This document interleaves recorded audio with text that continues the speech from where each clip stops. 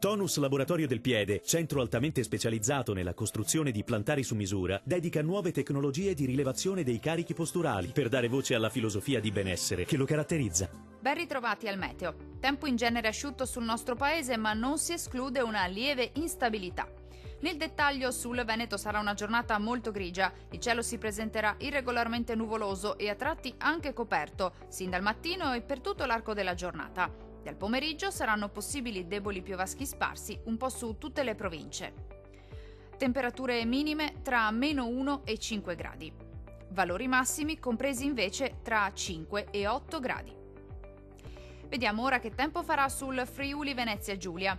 Sarà una giornata all'insegna di un tempo asciutto e stabile. Sulla nostra regione infatti non sono attese precipitazioni particolarmente degne di nota. Più sole al mattino sui monti, cielo maggiormente coperto invece al pomeriggio. Temperature minime tra lo 0 e i 5 gradi.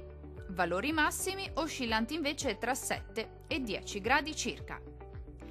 Vediamo infine la situazione meteorologica del Trentino Alto Adige. Tempo asciutto e stabile anche sulla nostra regione, al mattino non mancherà il sole, tuttavia il cielo risulterà molto nuvoloso e coperto al pomeriggio anche con qualche precipitazione nevosa sui settori di confine.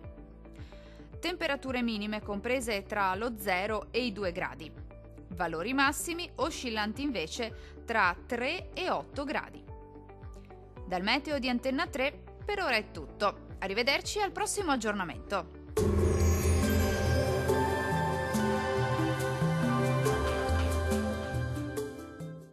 Tonus è il miglior negozio di calzature e moda comoda. Qui troverete il più vasto assortimento di calzature Fratelli Tomasi, eleganza e comodità, perché camminare è vivere.